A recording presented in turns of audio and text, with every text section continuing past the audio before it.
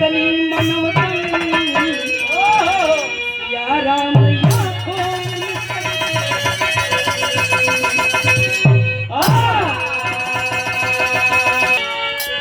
मुझे तेरी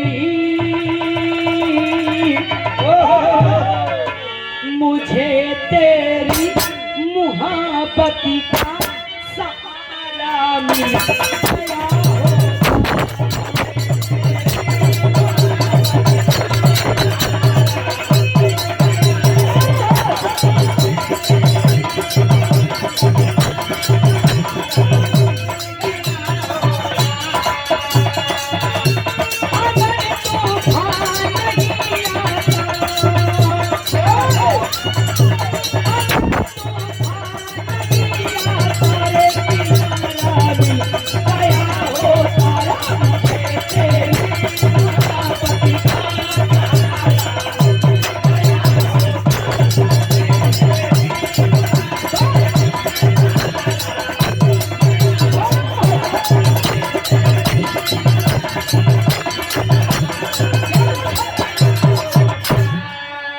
गया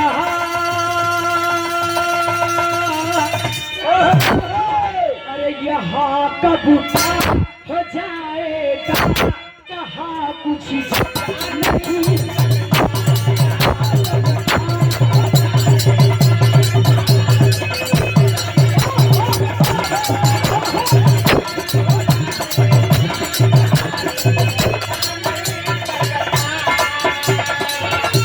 यहाँ कब क्या हो जाएगा जान नहीं सकता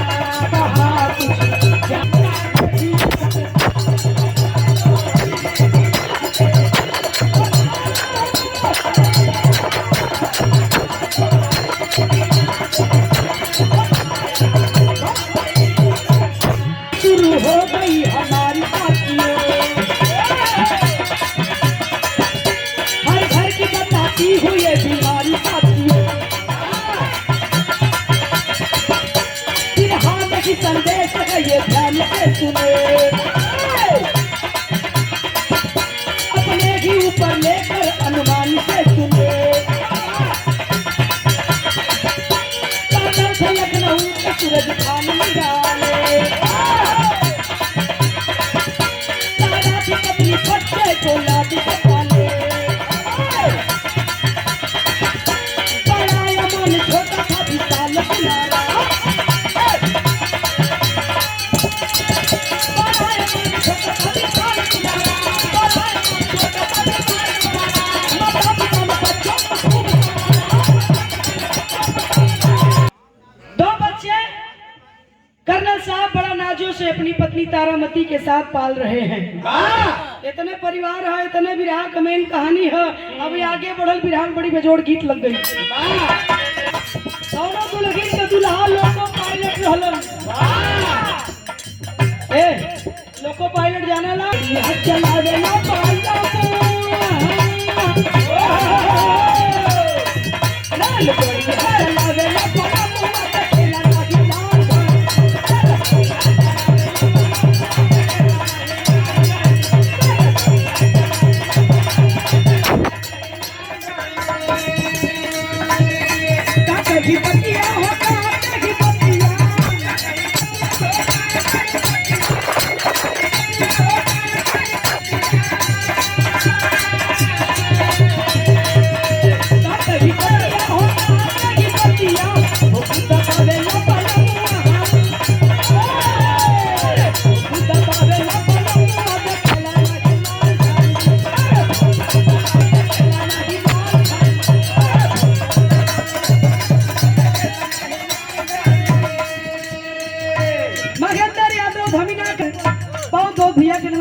लेकिन विरह के अंदर भाव लगला बा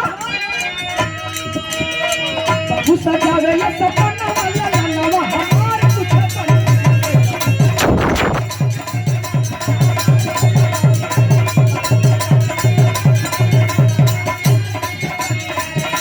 ऐसा नहीं कबला हो करी हंस बनावा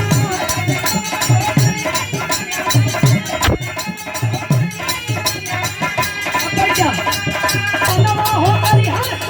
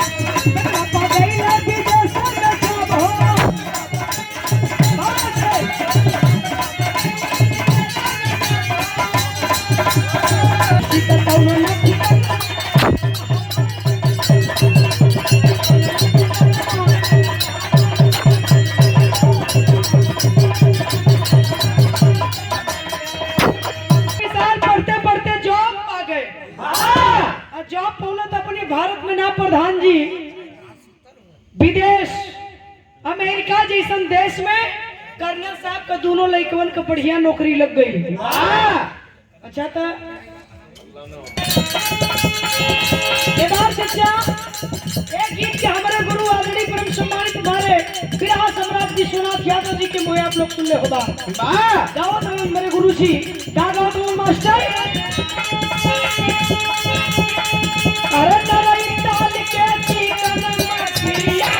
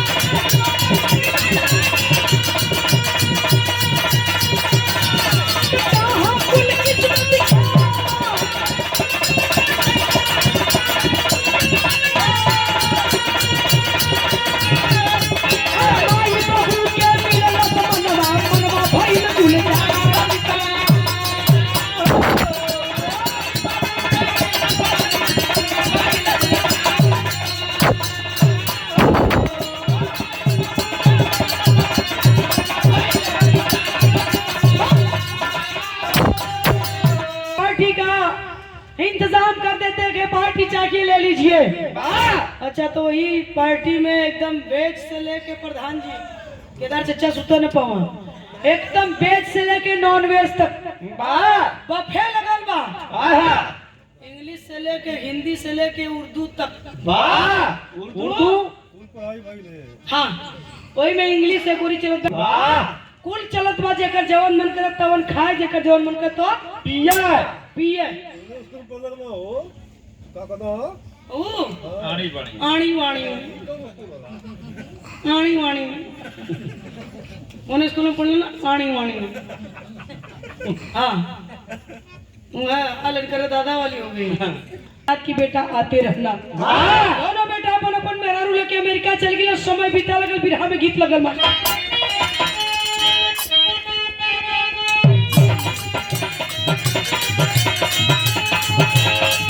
अरे पापा गला गइलो ना मरिया पापा उड़ा गइलो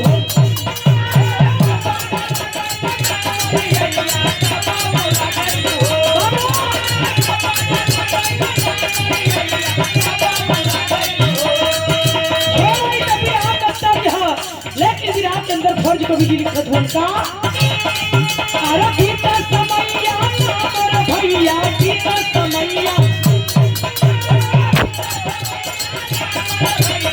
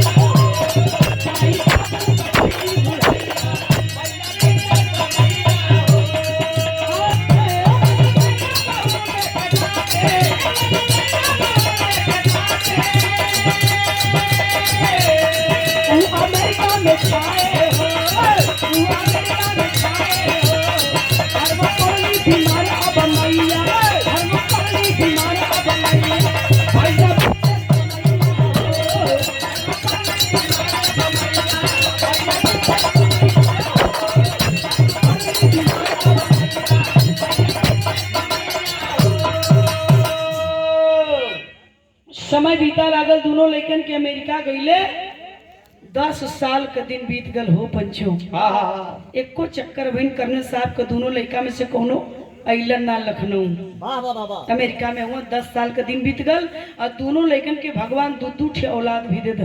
बाल बच्चा वाला हो गई यार। कर्नल साहब जब फोन कर पापा छुट्टी ना मिला, पापा छुट्टी नहीं मिल रही यार, आऊँ जल्दी आता हूँ जल्दी आता हूँ। यह बतिया कहत 10 साल का दिन बीत गल यार। कर्नल साहब का दुल्हन तारामती अपने बेटवन की याद करत करत इंतजार करत करत बीमार हो गई। बीमार हो गई, अपने पति से कहलीन, का कहलीन मास्टर?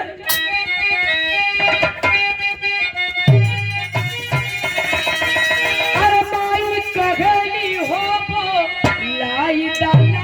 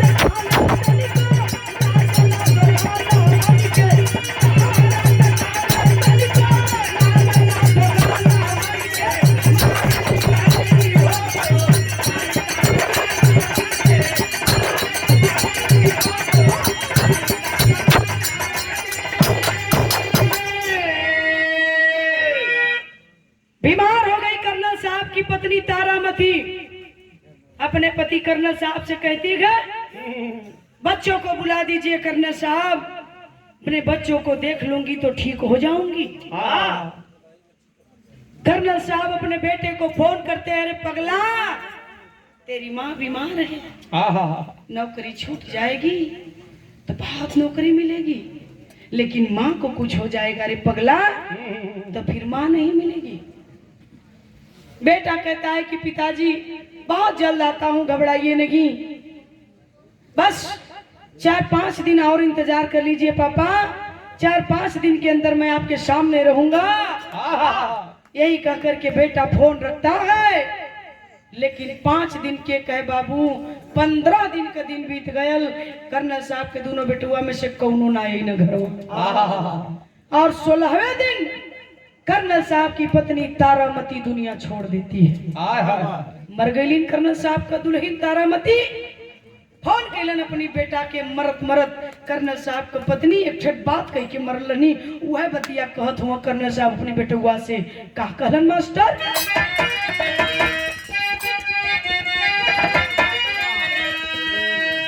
वाह क्या बात है। यह कहलन, अरे मरी गई लिमाई आके, अरे मरी गई लिमाई आके,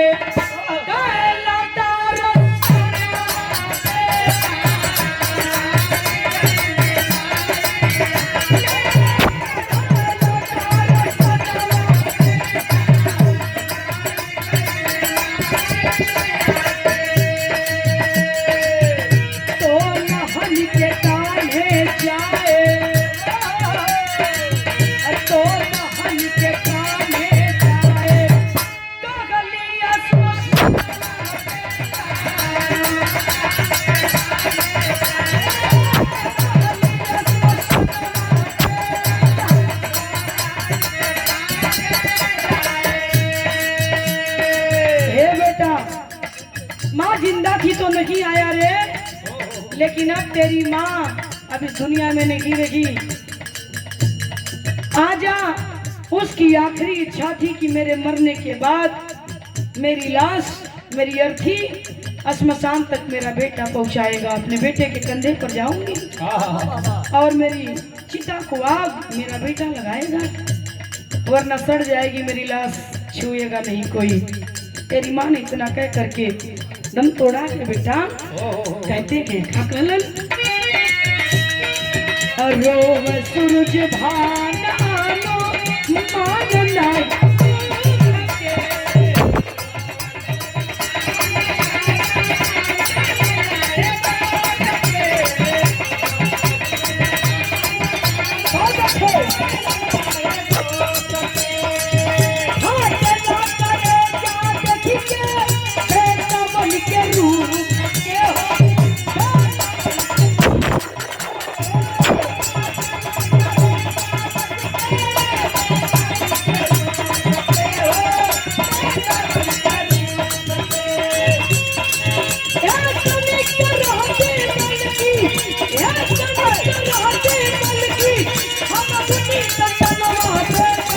मारी गई माई आके।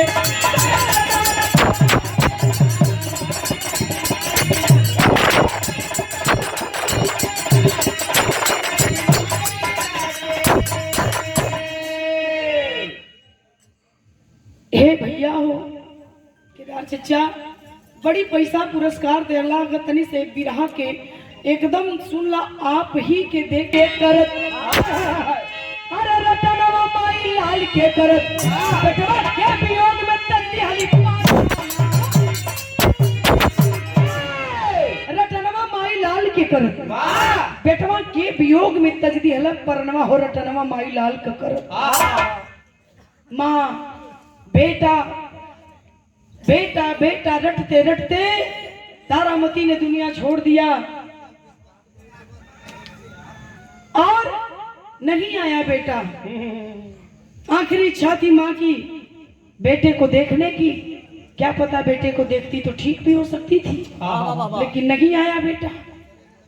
लेकिन जब जान गई कि अब नहीं बचूंगी, तब कहा था कि अपने बेटे के कंधे पर श्मशान जाऊंगी, बेटा की चिता में आग लगाएगा। ये कि मेरी आखिरी इच्छा के इसे पूरा करवा दीजिएगा कर्नल साहब, अब मैं दुनिया छोड़कर जा रहा हूँ। विशाल थैला फ्लाइट गई, अरे आई अपने भारत में, देखला तुअरे मुंह पड़ल बा अपने भारत में।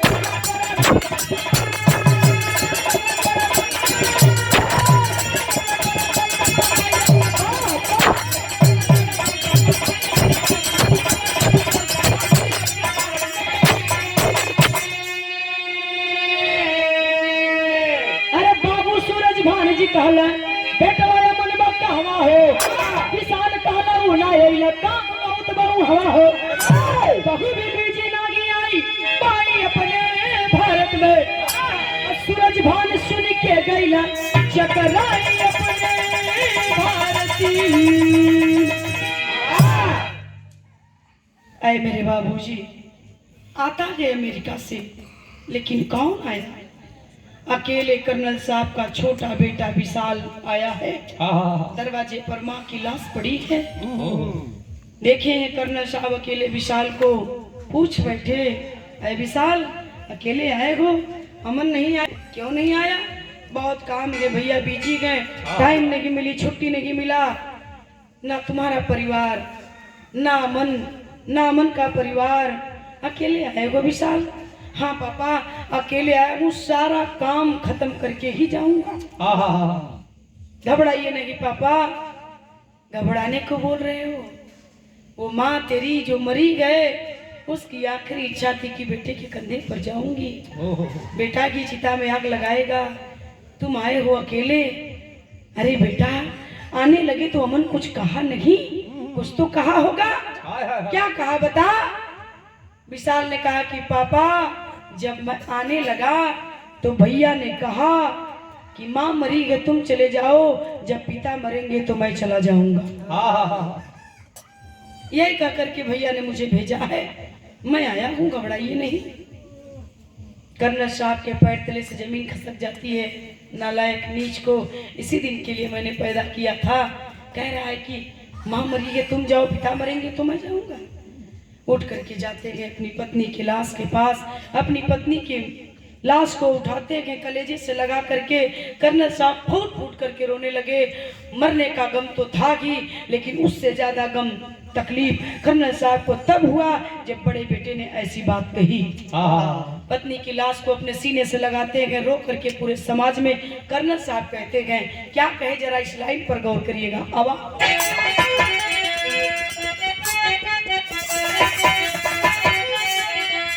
अरे लाशी के सुरतिया देखिए, अरे लाशी के सुरतिया देखिए, कह लगल बतिया पंचो।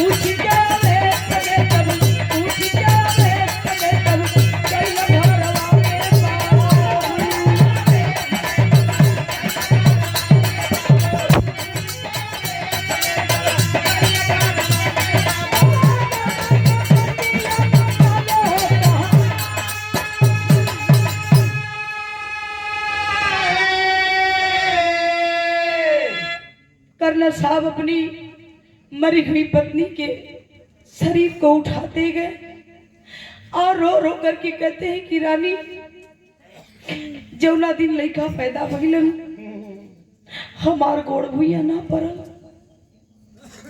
जौने दिन वही लड़कन का नौकरी लगल तो तोहार गोड़ भुइया ना पड़ल। आसरा दिलन की साथे माई बाबू के साथे जीवन बिताई, बड़ा बड़ा सपना देखौलन दोनों लड़का। लेकिन घेरानी जब वही लड़कन का बियाह कैली, दूठे पतो घरे में ली चच्चर भरे का सोने का हार वही पतो इनके तू मुँह दिखाई दे लू, लेकिन हे रानी आज तुके दशा में हो, दोनों में से को पतो तोरे आगे पीछे मालूम को था। दो बेटवा पैदा कैली अपने 3 रात खातिर, लेकिन वो कहा था कि माई मरली तू चल जा, जब बाबू मरियन तो हम चल जा। यही दिन खातिर अपन लड़की लड़का पैदा कैले रही जा, पारी बनौले हुन की बाबू में हम जा, माई में तू जा। रो रहे कर्नल साहब, सारी बात पंच जान गए की सरीसन बात बा। रो करके जब कर्नल साहब इतनी बात कुल कर ले, लेकिन के अपने तारामती के लाश के छोड़ दल, छोड़ के असिया पोछत के उठलन और गईलन घरवा में, जाके अंदर से दरवाजा सिकड़ी चढ़ा दल। स्टाम्प पेपर पर कर्नल साहब लिखना शुरू करते के बाबूजी, लिखा शुरू कैलन त लिखत का रहलन, लिख के कहलन का बिरहा के आखिरी भाव हुआ।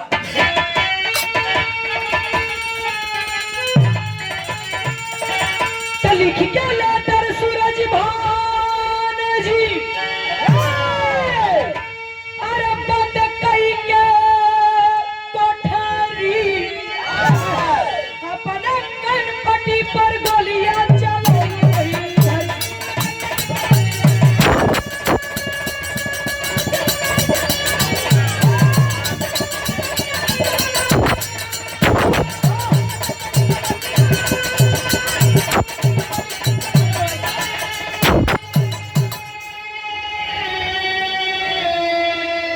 पहली लाइन अपने बड़े बेटे के नाम लिखते गए, क्या लिखे?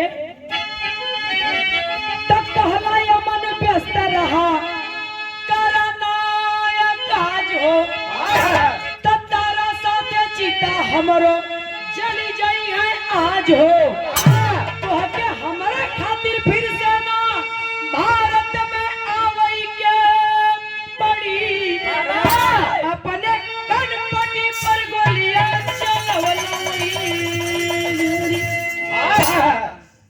कह रहे हो कि मां मरी के तुम जाओ। भैया देखा ऐसे वही बैठ मरेंगे तो मैं जाऊंगा तो अमन, कान खोल करके सुन लो बेटा, मेरे मरने के बाद तुम्हारा काज होगा। मैंने सुना विशाल बता रहा था तुम बड़े बिजी हो, तुम्हारे पास टाइम नहीं है, तो मैं मरूंगा तो तुम्हें आना पड़ेगा। तो एक काम करो, व्यस्त रहो, आने की जरूरत नहीं है। आज मेरी चिता मेरी पत्नी के साथ ही जल जाएगी, तुम्हें कष्ट करने की जरूरत नहीं है। पहली लाइन अपने बड़े बेटे के लिए लिखते हैं, अब दूसरी लाइन अपने विशाल के लिए लिखते हैं। ऐ विशाल, तेरी माँ की इच्छा थी बेटे के कंधे पर स्मशान जाऊंगी, बेटा की चिता में आग लगाएगा वरना मेरी लाश सड़ जाए, कोई मत हाथ लगाएगा। तो है बेटा, अपने माँ की इच्छा पूरी कर देना, कंधे पर ले जाना, चिता में आग लगा देना अपने हाथ से, तेरी माँ की आखिरी इच्छा पूरी हो जाएगी। लेकिन खबरदार मेरी लाश को हाथ मत लगाना। मेरे पास पड़ोस के लोग मुझे स्मशान पहुंचा देंगे, रहा सवाल चिता में आग लगाने का, तो मेरा ड्राइवर चिता में आग लगा देगा, मंजूर है, लेकिन तुम मत छूना, छीनता हूं ये हक तुझसे। कर्नल साहब, ये दूसरी लाइन अपने छोटे बेटे के लिए लिखते गए। तीसरी लाइन लिखते गए, मेरी सारी संपत्ति का वारिस मालिक मेरे दोनों नालायक औलादों में से कोई नहीं होगा। एक चवन्नी एक अधेला मेरी नालायक औलाद को नहीं मिलनी चाहिए। है समाज के लोगों, मेरी सारी संपत्ति मेरे इन गरीबों में दान करवा दीजिएगा। एक फूटी कौड़ी मेरी नालायक औलादों को नहीं मिलनी चाहिए, दोनों में से किसी को। चौथी लाइन लिखते गए, ऐ समाज के लोगों, मुझे माफ कर देना, वर्दी पहनकर कर्नल के पद पर रह करके जिंदगी भर मैंने देश की सेवा किया, लेकिन आज दुख, बहुत दुख है कि अब जा रहा हूं दुनिया से, और जाते जाते दो नालायक औलाद समाज को देकर जा रहा हूं। हाय समाज के लोगों, मुझे क्षमा कर देना। पांचवी और आखिरी लाइन लिखते हैं, ऐ विधाता, जैसे तूने मुझे दो नालायक औलाद दिया मेरी तारामती के कोख में, ठीक उसी तरह से काश मुझे एक लायक बेटी दे दिया होता। हाँ। बेटियां कभी नालायक नहीं होती है। एक बेटी दे दिया होता मालिक तो आज ये दिन न देखना पड़ता। बेटी कैसे लायक होली ए भैया सुन ले के खाली देरी है। बाऊ का तबीयत खराब है या माई का तबीयत खराब है। जवन फटही लुगरी पहिरले रहेले पैर में चप्पल हो कि ना हो से मतलब ना हो। कान में आवाज चल गई बिटिया तबीयत ना ठीक। तुरंत बेटी अपने सारे काम को दरकिनार करके अपने माँ बाप के दरवाजे पर पहुंचती है। वो होती है बेटियां। बेटा एक घर नहीं सजा पाता है लेकिन आज समाज के लोगों बेटियां 2 घर को सजाती है। वो होती है बेटियां। आज कोस रहे हैं कर्नल साहब की ये विधाता काश एक बेटी दिया होता तूने आज ये दिन न देखना पड़ता। कहाँ जा रहा है हमारा देश हिंदुस्तान।